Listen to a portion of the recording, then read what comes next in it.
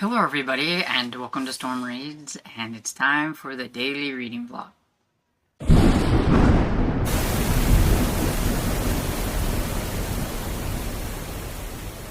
So good almost afternoon, because it's getting pretty close to noon whenever I've decided to come up here and chit chat with you a little bit. Did the normal Monday things, going to Hardee's and then Walmart and home. And so yeah, not a whole lot of exciting things have happened. But I wanted to talk a little bit about Caroline's Waterloo. Yesterday I said I wanted to get a chapter done, but for some reason, I don't know if it's because I was so tired, I was wide awake or what, but I was in the mood to read last night. I am on 110, so I am actually read 2 chapters instead of the one, so go me. I was just really kind of into what was going on. It was interesting. So I think I mentioned before that they are finally married. It was just like, like a small wedding. It doesn't even mention like even if there was a kiss or anything. So you kind of wonder if there was any of that. I doubt it because of how like the lack of emotions he has. When they got back to Holland where he lives, she was a little nervous. She was afraid. The first time she was there, she was a guest.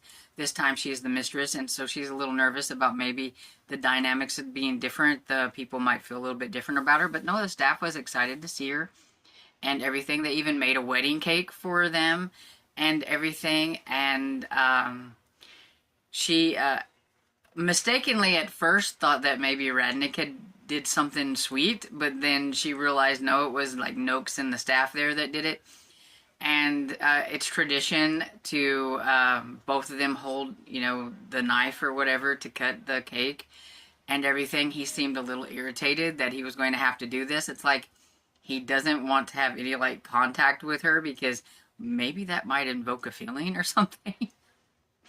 But they had to do that and everything, and so yeah, now they're married. He's gone off doing his stuff. He's still lecturing, doing his business and all that stuff while she's kind of getting the lay of the land there. It's a really large house. When she was there first time, she only went to a couple of rooms. So one of the ladies is showing her around the whole entire house. The kitchen staff, the cook wants her approval on the meals and stuff now because she's the mistress, so she had to go to the kitchen and see what was going to be served and what she thought was fine, if it was okay and all that stuff. And then she's just not a whole lot. She's trying to learn Dutch and everything. She's taking walks, doing all that, kind of preoccupy her time because he's gone all the time. And she kind of thought that, I think once she got there and everything, that she was going to quickly turn his head and change his mind about everything. And it's not really going that way. It's been several days now. She's getting a little disappointed and disheartened because things aren't going the way she wanted to. But she found out that like Radnett likes to ride in the mornings. So she asked Noakes if he could, if there's a way she could learn to ride, because she thought maybe that would be a good surprising thing for him. Which, where this left off, I'm not quite sure if he's surprised or happy when he finds out that she's learning to ride, but I haven't got to that yet, but I am curious. But so yeah, there was this old man named Jan that could teach her. I think he works in the stables, and so she's been getting on like a little pony and learning how to ride. And so that kind of preoccupies some of her time, learning how to do things and stuff like that, and still working on her Dutch.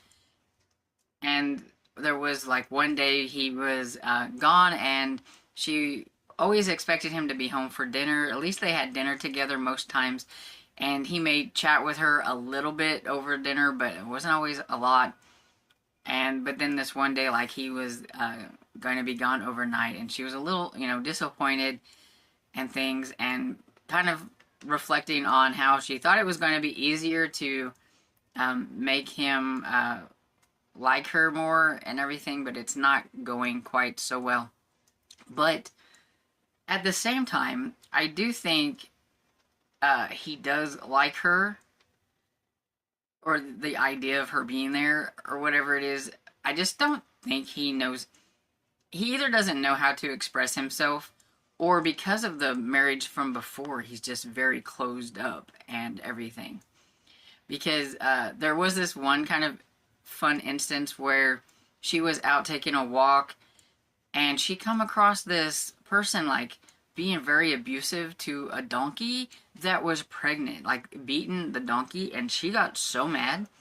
And she doesn't know very much Dutch, and she's trying to talk to him, but pretty much she was telling them to come with her, and that she was like the mistress over here, and that she wanted to buy the donkey. She wanted to take the donkey because she didn't like the treatment that the poor little donkey was getting. She looked like in rough condition. Her hooves were bad. Just very well, just a very mistreated donkey. And so she got him to follow her back to the house. She thought maybe once she got there, Noakes could kind of help her communicate on how much. She's like, I don't even know how much money this donkey would cost or whatever. Or what would you pay for a really bad conditioned donkey? And everything. But she has her own money because he has given her allowance. They have, they went shopping.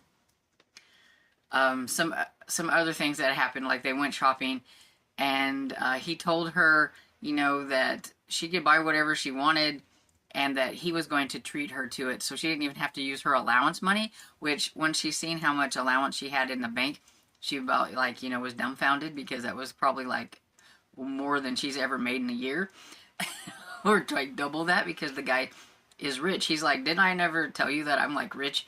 And she's like, not really. You said you had plenty of money, but I'm guessing that's two different things. And he's like, yeah, it is. And so, because like he has like all this money. But anyway, the donkey thing. So she's coming up. She's hoping that Noakes is going to be there to help with the donkey. And the professor happens to be there. Radnick is there instead. And it does mention that he was looking out the window. He had come home. He's looking out the window. He's a little disappointed to find out that Caro was not there. So he had come home expecting her to be there, and she wasn't there. So he's a little disappointed. So he's got to be liking her a little bit and everything, whether he communicates that or not. So I'm thinking, it is working. She's getting into there a little bit, but, it'll take a while, I'm guessing.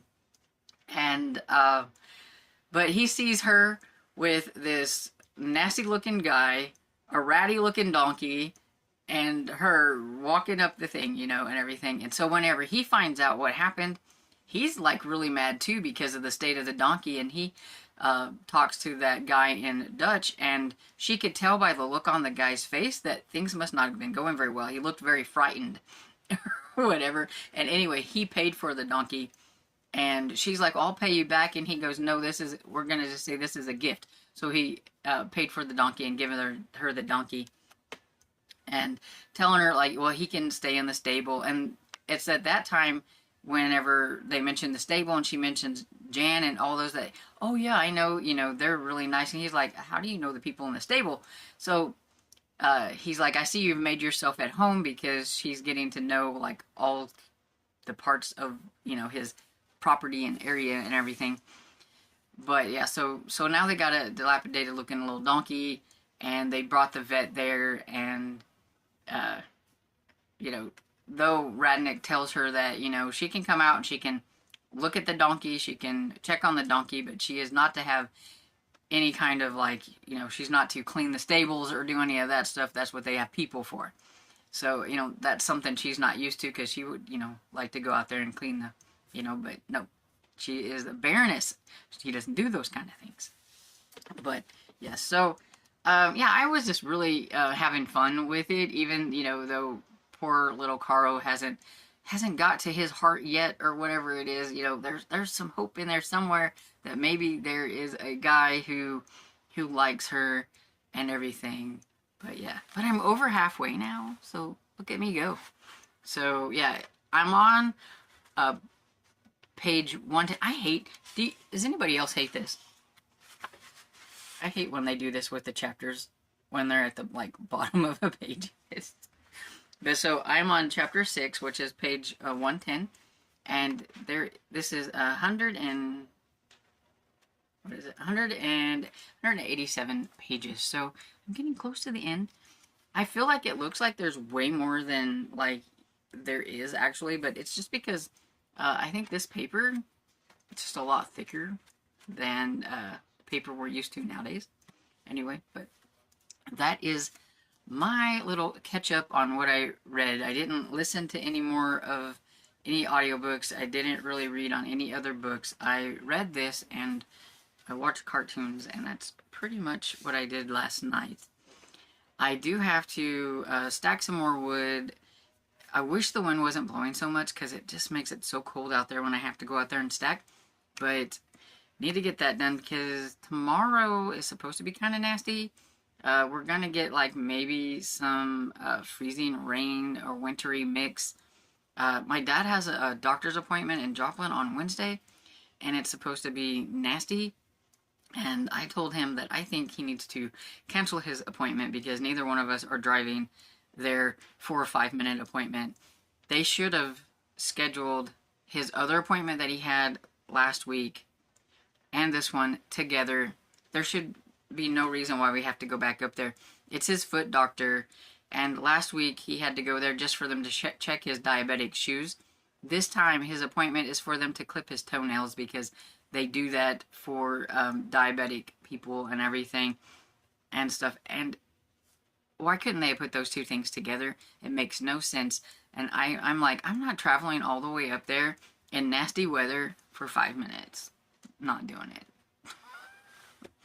It could totally go around us and it could be fine, but it could also be nasty. And I think with places like that, you have to give them so much time. Like, I don't know if it's 24 hours before you get cancellation, or they will charge you and stuff. So yeah, I don't want it to be like one of those you wake up and it's like, oh, it's nasty, and then he ends up having to pay money for not even going there. But yeah, so I don't know. But he has 2 appointments this week. One's up there and one is at his nurse practitioner that he goes to. That's his regular like doctor and everything. So I'm like, 2 doctor's appointments in 1 week. Let's cancel one. That'd be good. But yes, so gotta go stack the wood, eat some lunch, and I don't know. I don't know what the rest of the afternoon I'm going to be doing. I'm still working on my Pango shop, trying to make it look pretty, and then adding some books that I thought I had on there, but I didn't. So, and everything. But yeah, we'll do something, but I just don't know what. I'll probably be listening to the rest of Word of Mouse while getting the wood in, though, because I only have like an hour and 20 minutes or whatever, so pretty sure I can finish that up. But yeah, I will check in later.